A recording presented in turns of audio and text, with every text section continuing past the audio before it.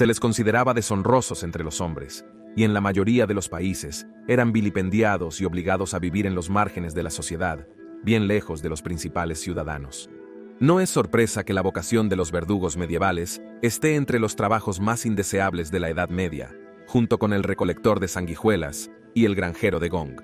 La ilegalidad y el crimen estaban generalizados en todo el mundo. Violación, asesinato, robo, herejía y libertinaje se propagaban libremente en la sociedad medieval. La mayoría de los países intentaban evitar que las persecuciones penales fuesen un asunto privado. Las autoridades implementaron procedimientos legales para detener sospechosos sin necesidad de acusación de la víctima. Esto significaba que podían investigar, interrogar y obtener una confesión del acusado, y una vez encontrado culpable, para la mayoría de las personas la justicia era rápida, brutal y sin piedad. Se debía dar un ejemplo con los criminales capturados, ya que la mayoría evadía el arresto. ¿Y qué mejor disuasivo que una ejecución pública? Uno de los primeros puestos registrados de verdugo oficial data del comienzo del siglo XIII. Apodado la Justicia, Nicolás Johan fue nombrado en Normandía Norte de República Francesa. La idea de tener a una sola persona responsable de cualquier asesinato sancionado por el Estado se extendió rápidamente por el resto de Europa, a medida que la pena capital se volvía cada vez más popular en un intento de erradicar la ilegalidad en las ciudades. Pero ¿cómo era ser un verdugo medieval? Retornemos atrás en el tiempo para explorar la vida de un verdugo medieval. Bienvenido a la locura medieval.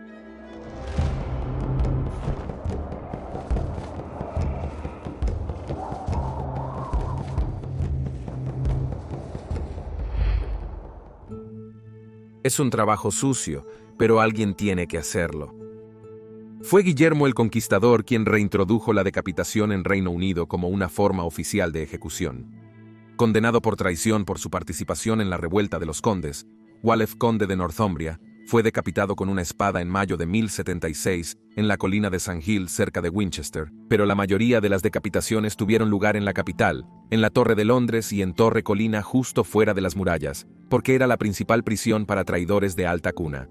De hecho, desde 1485 se erigió un cadalso permanente en Torre Colina para aquellos que, sin necesariamente haber traicionado a su país, habían irritado de alguna forma al monarca reinante.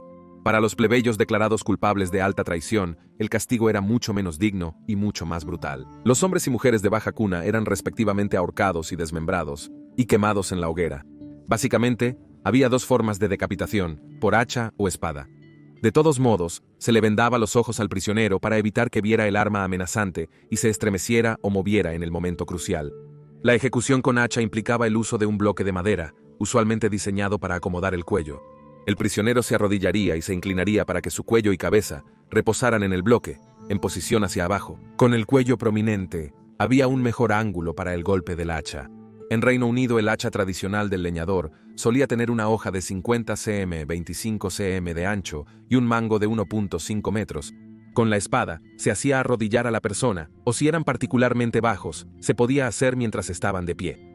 La mayoría de las espadas europeas superaban los 90 cm de largo y 1.8 kilogramos de peso. Tanto el hacha como la espada tenían mangos lo suficientemente largos para que el verdugo pudiera usar ambas manos, dándole el mayor control. El objetivo era decapitar de un solo golpe. Si se hacía bien, era un método humano de pena capital. Desafortunadamente, este no siempre era el caso, porque las vértebras y los músculos del cuello son fuertes, y podría tomar varios golpes para separar completamente la cabeza del cuerpo. María Reina de Escocia, ejecutada por traición en tiempos de Isabel Pinobemebe, sufrió una fallida decapitación en 1587. El primer golpe falló y la golpeó en la parte posterior de la cabeza. El segundo cortó su cuello, pero se necesitó un tercer golpe para decapitarla completamente. Margarita Polo, la condesa de Salisbury, fue ejecutada bajo las órdenes de Enrique VIII en 1541 por conspirar contra el rey y apoyar al catolicismo. Tuvo que ser arrastrada al bloque y mantener su cuello allí por la fuerza. El verdugo más experimentado había sido enviado al norte para lidiar con los rebeldes, y la pobre Margaret quedó a merced de un chico inexperto para llevar a cabo la sentencia. Probablemente se sintió como si te asignaran un aprendiz de peluquero. El embajador francés que presenció el espectáculo informó que el joven, cito, destrozó su cabeza y hombros de la manera más lamentable. Aparentemente, se necesitaron 11 golpes antes de que se la declarara muerta. En cualquier caso, Una decapitación siempre es un asunto espantoso, ya que tanto las venas carótidas como las yugulares en el cuello arrojan sangre cuando se cortan y causan una hemorragia masiva. También ha habido descripciones de los ojos y las bocas de las cabezas cortadas, moviéndose después de una decapitación, porque el cerebro todavía tiene unos 7 segundos de oxígeno almacenado después de haber sido amputado. Viviendo al límite. La imagen de un verdugo medieval con hacha, vestido con una túnica negra y encapuchado, es un estereotipo común. Pero un verdugo rara vez llevaba túnica negra. Quienes participaban en decapitaciones a menudo se desnudaban hasta la cintura para lavar con facilidad las salpicaduras de sangre. Era inútil usar una capucha para mantener el anonimato. Todos en el área sabían quién era el verdugo. Era un trabajo que nadie quería. Cuando todo se decía y se hacía, ya fuera por decapitación, ahorcamiento o quema, se creía que el verdugo era un individuo perturbado, dispuesto a quitar una vida por orden, un pecador sin ninguna oportunidad de salvación. Muchos encontraron la posición impuesta, transmitida de padre a hijo, porque toda la familia era vilipendiada, y cualquier hijo de un verdugo era incapaz de conseguir un trabajo honesto, ya que los gremios les negaban la entrada. Otros eran criminales condenados, dispuestos a matar a otros para revocar su propia sentencia capital. En casi todas las culturas, el verdugo medieval era ostracizado y detestado por la sociedad. En la mayoría de los países, debían vivir con sus familias aislados del resto. En República Francesa debían usar un abrigo rojo o amarillo que los marcaba como deshonrosos.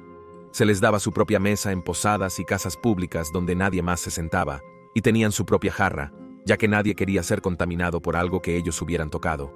En República Federal de Alemania y Estrasburgo eran especialmente detestados, se les negaba la comunión y debían permanecer al final de la iglesia en los servicios. Incluso sus tumbas estaban separadas del resto de los ciudadanos. En Reino Unido en realidad podrías recibir una compensación si te confundían con un verdugo, y en España su casa estaba pintada de rojo y su tarifa se le arrojaba en lugar de entregársela. Todos temían la contaminación por contacto físico directo con un hombre tan deshonroso. El garrote era el método preferido de ejecución para los españoles. Significaba que el prisionero era atado a una silla alta, con una banda metálica alrededor del cuello. El verdugo se colocaría detrás y apretaría la banda con una manivela hasta que ocurriera la asfixia. Siempre fue arrestado por asesinato después de haber llevado a cabo el asesinato, pero también siempre fue juzgado y luego absuelto porque él había, citando, cometido asesinato en virtud de su cargo. La mayoría del trabajo era infrecuente, y los verdugos viajaban por una región de ciudad en ciudad para cumplir con sus deberes, por lo que sus salarios rara vez eran suficientes para vivir. Por tanto, debían ganar dinero de otras maneras, como cobrar impuestos a prostitutas y leprosos, limpiar letrinas o trabajar como desolladores, retirando cadáveres de animales muertos o moribundos de las calles. En Dijon, República Francesa, se ordenaba eliminar cualquier cerdo dentro de la ciudad debido a su ilegalidad.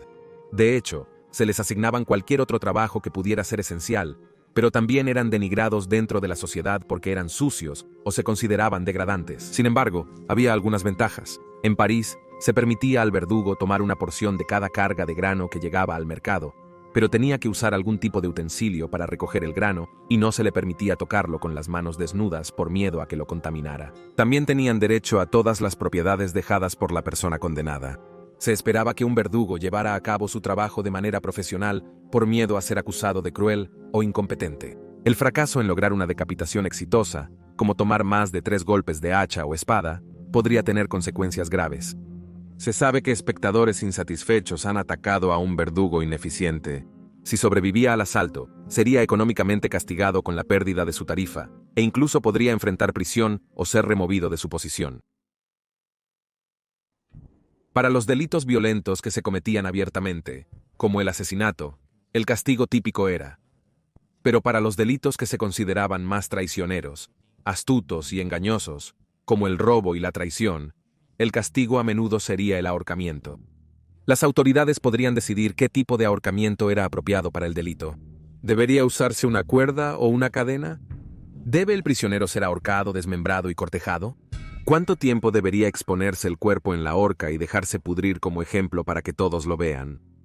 La mayoría de los pueblos medievales poseían una horca permanente para ejecuciones públicas, usualmente en lugares elevados para buena visibilidad. Era raro encontrar una horca que no tuviera un esqueleto o cadáver colgando de ella. dejado para descomponerse como advertencia para otros. El verdugo subiría por una escalera y ataría la cuerda a la viga transversal. La soga se colocaría alrededor del cuello del prisionero, y él o ella serían suspendidos y estrangulados hasta la muerte. Se podría esperar que el prisionero o su familia pagaran la cuerda ellos mismos, o incluso el verdugo podría comprarla para luego venderla como un recuerdo, o exhibirla en el pub local por una pequeña tarifa. El método de la caída larga en las ejecuciones por ahorcamiento se utilizó hasta el siglo XIX. Esta era una técnica más humana, ya que rompía el cuello instantáneamente, haciendo que la muerte fuera instantánea en lugar del lento proceso de estrangulamiento. En algunos casos, el juez ordenaba que el condenado debía ser disciplinado, experimentando solo la horrible sensación de ahorcamiento. Al prisionero se le ataría una cuerda bajo las axilas, en lugar del cuello, para ser suspendido. Esto también era peligroso, pues el peso del cuerpo podía presionar las cuerdas alrededor del pecho y causar asfixia.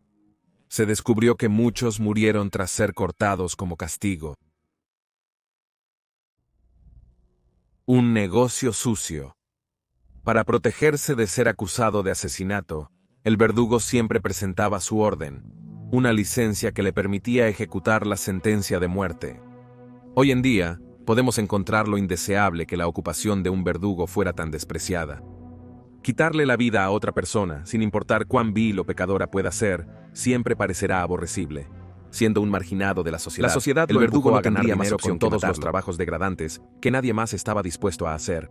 El trabajo de verdugo medieval era una vida solitaria y espantosa, pero era mejor que estar del otro lado del hacha. Espero te haya gustado este video, suscríbete, publicamos semanalmente. ¡Saludos!